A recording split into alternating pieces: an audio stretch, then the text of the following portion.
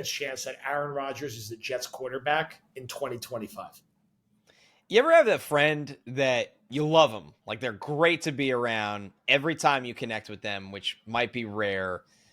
You're like, man, why don't we do this more often? And then like we're gonna make an effort to like get together and do these fun things more. And then you blink and a year went by and you haven't seen them, but you can't wait to see them again. But yeah. You're like, man, we really should plan that weekend or something.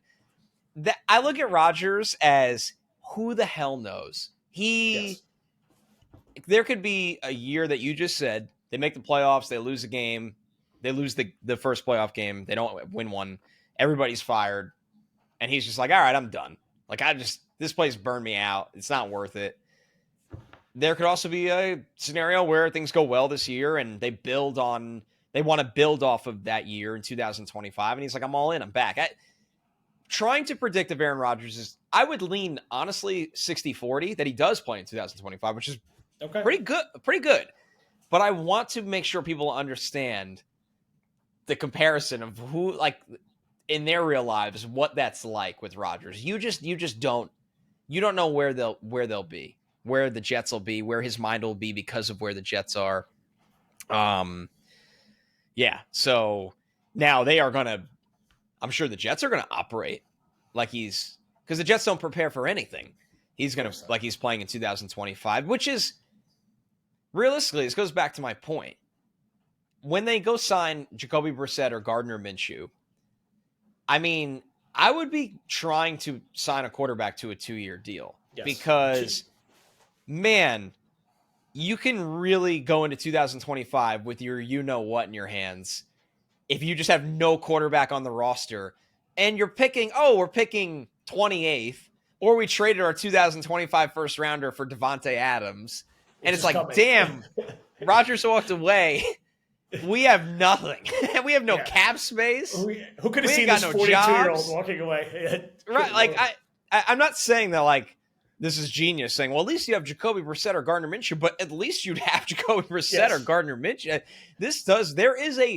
As we learned this year, there is a bar to clear at quarterback in this league. The Jets couldn't clear it this year. Tim Boyle started games, okay? So... We're going to be how do we even get there? Tim Boyle started multiple games. We're going to be recording Badlands in like 2029, and we're going to just start riffing that Tim Boyle started 2 games for the Jets this year. Insane. Also, that Trevor Siemian started and won 2 games this year. Like, right. He took down Bill Belichick. Listen, if Trevor Siemian started since week 2, maybe the Jets make the playoffs. I'm kidding. Don't take me seriously. I know people have reacted when I jokingly tweeted that. I'm joking. No joking, because we're not going to really talk about it much at all. They really beat the shit out of the Patriots in the snow. It sucks. And they did. The circumstances. Breece Hall, man. The circumstances stink because a lot of people, especially if you're rooting for this, you're that kind of fan that you're rooting for the draft pickup. I'm with you. That we didn't really get to enjoy it the way we should have. Like Belichick in a ski mask being so miserable in probably his last game and nobody being able to tackle Breece Hall. Great run defense, by the way, New England. Like a legitimately great run defense. He had more rushing yards than he did against Denver, I think. So I mean, I'm not going to lie. The fact that Breece Hall almost got 40 carries in that game, I can't say. I think that was the smartest decision in the world. My point is, you couldn't enjoy it. You couldn't enjoy it. It's amazing. It's really, really amazing. One last thing I want to say before I forget to mention on this pod. I always try to read through quotes, especially insightful guys. I think Garrett Wilson is a really insightful person. He went on Bart and Hahn on ESPN Radio today, as he always does. He has weeklies with them. They're really good interviews. Garrett's a good listen always. He said his thoughts with the team brass. He said, they definitely let me vent. I guess you could say, I'm appreciative of that. I know that isn't the case everywhere, and that isn't the case often.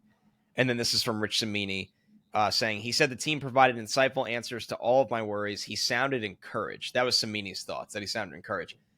Doesn't that make you think that they sat down with Garrett and the annoying thing is we know they're not changing play callers, but they probably also were like, hey, Aaron's calling the plays, so don't worry about that. They probably told Garrett, we're getting you a legit running mate at wide receiver that you're going to have more favorable looks. And if Aaron gets hurt again, you will have a legitimate starting quarterback behind him. That's how I read it. Yes. He doesn't sound that encouraged right away unless they told him really important things for his personal development. I mean, that tracks and makes sense to me, and I hope so. I mean, look, if I was the Jets, the first day of the league year, the first thing I would do is sign either Jacoby Brissett, Ryan Tannehill, or Gardner Minshew to a 2-year contract to make them the highest paid backup in the NFL. Everything we talked about this before. I've talked about it before on Twitter, like in the Discord, like that's the first thing I'm doing. So you check that box. I am immediately sussing out the terms for a Devontae Adams deal. Is this real? What is the cost? Is there an appetite for this to happen? I'm not letting it drag like it did with the Rodgers deal. Like you need to know right away if this is happening or not. And if not, you're going to your plan B, which is overpaying for Pittman, T. Higgins, Calvin Ridley, Mike Evans. I don't think Mike Evans is going anywhere, but as a I don't think Pittman's going anywhere. Maybe it's Higgins is the guy who's going to get the big contract. The point is like within the first 2 days of the league year, you need a new wide receiver and you need a new backup quarterback. Offensive line, I understand what's going to do. What about offensive line? Like the offensive line market, unsurprisingly, is crap. Doesn't exist. Good offensive linemen don't hit the market for real. So like, can you get a Jonah Williams? Can you get someone who might be okay? Like